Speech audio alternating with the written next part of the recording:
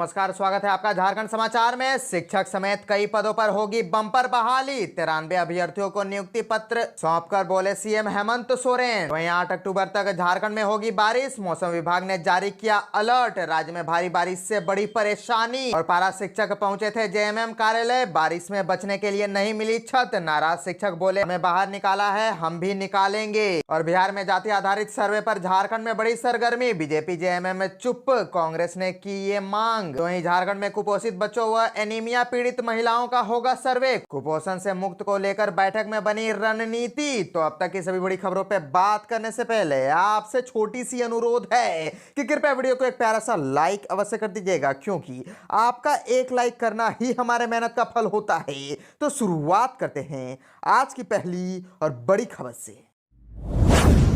इस वक्त की बड़ी खबर झारखंड से आ रही है, जहां शिक्षक समेत कई पदों पर होगी बम्पर बहाली। 93 अभ्यर्थियों को नियुक्ति पत्र सौंपकर बोले सीएम हेमंत सोरेन। दरअसल झारखंड मंत्रालय के सभागार में नियुक्ति पत्र बांटा गया। सीएम हेमंत सोरेन ने नियुक्ति पत्र बांटा। उन्होंने झारखंड नगर पालिका सेवा अंतर्गत नगर विकास विभाग में 47 सिविल मैकेनिक और इलेक्ट्रिकल इंजीनियर को नियुक्ति पत्र दिया। साथ ही वाणिज्य कर विभाग के 46 निम्न वरीय लिपिकों को नियुक्ति पत्र दिया। कार्यक्रम में विशिष्ट अतिथि के तौर पर श्रम मंत्री सत्यानंद भोक्ता उपस्थित थे। नियुक्ति पत्र कार्यक्रम में उपस्थित लोगों को संबोधित करते हुए सीएम हेमंत सोरेन ने कहा कि आज के दिन के लिए आपने काफी लंबा इंतजार किया होगा। सभी को शुभकामनाएं। इस दिन का इंतजार कर रहे थे, सपने भी संजो रहे थे। आप प्रयास कर रहे थे कि सरकार की नौकरी मिले। कई तरीके से काम होते हैं, अधिकांश सोचते हैं कि सरकारी नौकरी मिले, आप इसके लिए जद्दोजहद करते हैं। कहा आपका किस्मत जागेगा या आपको भी नहीं पता। आज का दिन आपके लिए काफी महत्वपूर्ण है। सीएम ने कहा कि यह पहला अवसर नहीं है, इससे पहले भी हमने इस सभागार में कई नियुक्तियां दी है। नियुक्ति देने का यह सिलसिला बहुत ही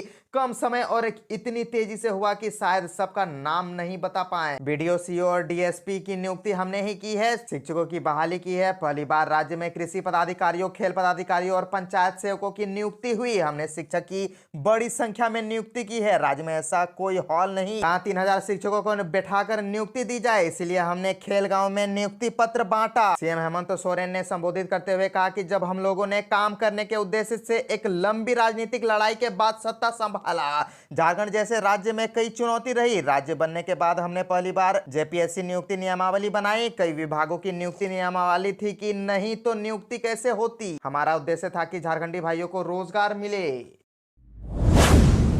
पारा शिक्षक पहुंचे थे जेएमएम कार्यालय। तो वहीं बारिश से बचने के लिए नहीं मिली छत। नाराज शिक्षक बोले हमें बाहर निकाला है, हम भी बाहर निकालेंगे। दरअसल पारा शिक्षक वेतनमान बढ़ाने की मांग को लेकर आंदोलन कर रहे हैं। कांग्रेस दफ्तर के बाहर विरोध प्रदर्शन करने के बाद पारा शिक्षक ने झारखंड मुक्ति मोर्चा के दफ्तर में विरोध प्रदर्शन की रणनीति बनाई थी। पारा शिक्षकों ने कहा कि बारिश तेज थी, इसीलिए वह दफ्तर के अंदर चले गए थे, लेकिन पार्टी के केंद्रीय महासचिव विनोद पांडे ने उन्हें दफ्तर से बाहर निकाल दिया। बारिश में पारा शिक्षक दफ्तर से बाहर निकल गए। उन्होंने कहा हमारी सरकार है, क्या हम उन तक अपनी बात भी नहीं पहुंचा सकते हैं। पारा शिक्षकों ने पहले भी सूचना दिया था, सरकार कहती है यह आपकी सरकार है, हमें बारिश में जो छत नहीं दे सकी हमें भगा दिया, ऐसे में कल हम भी तो आपको भगा सकते हैं। कोई भी व्यक्ति बारिश में भीग रहा हो तो अनजान घर की छत में बच जाता है, लेकिन सत्ता में शामिल पार्टी हमारे साथ ऐसा व्यवहार कर रही है। कार्यालय से बाहर निकल जाने के बाद पारा शिक्षक और नाराज हो गए। झामुमो नेता विनोद पांडे के आते ही पुलिस भी पहुंच गई और पारा शिक्षकों को कार्यालय से बाहर निकालने के लिए कहा गया। शिक्षकों ने उस दौरान कहा कि बाहर तेज बारिश हो रही है,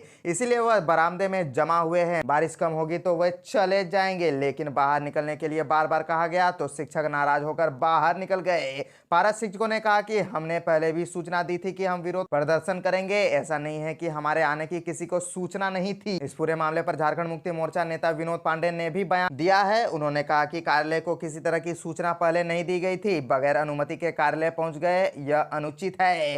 पारा शिक्षकों के 5 सदस्यीय शिष्टमंडल को बातचीत के लिए बुलाया गया था, सरकार उन्हें लेकर गंभीर है। 8 अक्टूबर तक झारखंड में होगी बारिश। मौसम विभाग ने जारी किया अलर्ट। राज्य में भारी बारिश से बढ़ी परेशानी। दरअसल झारखंड में 8 अक्टूबर तक गरज के साथ हल्के से मध्यम दर्जे की बारिश की संभावना है। मौसम विभाग ने 5 अक्टूबर तक के लिए येलो अलर्ट जारी कर दिया है। 4 अक्टूबर को राज्य के सभी हिस्सों में बारिश की संभावना जाहिर की गई है। जिन इलाकों में बारिश की ज्यादा संभावना है उनमें सिमडेगा, सरायकेला खरसावां, पूर्वी और पश्चिमी सिंहभूम सहित कई इलाकों में हल्के से मध्यम दर्जे की बारिश हो सकती है। इसी तरह मौसम का मिजाज 8 अक्टूबर तक बना रह सकता है। मौसम विभाग ने वज्रपात को लेकर भी अलर्ट जारी किया है। राज्य में कई हिस्सों में वज्रपात से नुकसान हुआ है। मौसम विभाग ने इस दौरान लोगों से सतर्क रहने की अपील की है और तेज बारिश के दौरान पेड़ के नीचे रहने, बिजली के खंबे के नीचे रहने और बारिश में फोन के इस्तेमाल करने की मनाही की है। राजधानी रांची में भारी बारिश की वजह से सड़कों पर भी पानी भरा है। 6 से लेकर 8 अक्टूबर तक बारिश की संभावना है, लेकिन इसे लेकर किसी भी तरह की अभी तक अलर्ट जारी नहीं किया गया है। और आपको बता दें कि राज्य में पिछले 24 घंटे में कई हिस्सों में हल्की से मध्यम दर्जे की बारिश हुई है। सबसे अधिक बारिश गढ़वा के भवनाथपुर में हुई है। झारखंड के कुपोषित बच्चों व एनीमिया पीड़ित महिलाओं का होगा सर्वे। कुपोषण से मुक्ति को लेकर बैठक में बनी रणनीति। दरअसल महिला बाल विकास एवं सामाजिक सुरक्षा विभाग की राज्य अनुश्रवण एवं क्रियान्वयन समिति की बैठक प्रोजेक्ट भवन सभागार में हुई। महिला बाल विकास एवं महिला सुरक्षा विभाग के सचिव कृपानंद झा ने कहा कि झारखंड में कुपोषित बच्चों और एनीमिया पीड़ित महिलाओं का सर्वे कर उनकी पहचान करे और हेल्थ वर्कर्स से इनके स्वास्थ्य की जाँच कर डेटा तैयार करे। उन्होंने कहा कि बच्चे व परिवार देश के भविष्य होते हैं। बच्चों को कुपोषण से बचाना राज्य सरकार की प्राथमिकता है। बच्चों को कुपोषण से बचाने के लिए विभाग पूरी तत्परता, सजगता और प्रतिबद्धता से कार्य कर रहा है। राज्य को हर हाल में कुपोषण मुक्त करने की दिशा में कार्य करना है। इसके लिए राज्य के आंगनवाड़ी केंद्रों में बच्चों को गुणवत्तापूर्ण पौष्टिक आहार उपलब्ध कराए। इसके साथ ही बच्चों के शारीरिक और मानसिक विकास को लेकर विभाग द्वारा संचालित सभी योजनाओं को प्रतिबद्धता के साथ लागू करे, तभी झारखंड को कुपोषण मुक्त बनाया जा सकता है। झारखंड राज्य पोषण मिशन की महानिदेशक राजेश्वरी बी ने समर अभियान योजना की कार्य प्रगति में तेजी लाने को निर्देश पदाधिकारियों को दिया। बैठक में विभागीय सचिव ने बताया कि अन्य 7 जिले में समर अभियान चलाया जाएगा। इस अभियान में समयबद्ध तरीके से सेवाएं प्रदान करना, ठोस और सघन अनुश्रवण एवं हस्तक्षेप की अवसंरचना के लिए तंत्र को सुनिश्चित किया जा रहा है। समर अभियान के अंतर्गत कुपोषण से ग्रसित बच्चों का समुदाय स्तर पर उपचार किया जा रहा है। अब तक 20,000 बच्चे ठीक हो चुके हैं। महिला बाल विकास एवं सामाजिक सुरक्षा विभाग की राज्य अनुश्रवण एवं क्रियान्वयन समिति की बैठक में झारखंड राज्य पोषण मिशन की महानिदेशक राजेश्वरी बी ने जिलावार सभी आंगनवाड़ी केंद्रों में पंजीकृत बच्चों के वजन माप की स्थिति की समीक्षा करते हुए आवश्यक दिशा निर्देश दिए। उन्होंने कहा कि सभी आंगनवाड़ी केंद्र में पंजीकृत बच्चों का वजन कराए एवं कुपोषित अति कुपोषित बच्चों को एमटीसी में भर्ती सुनिश्चित कराए।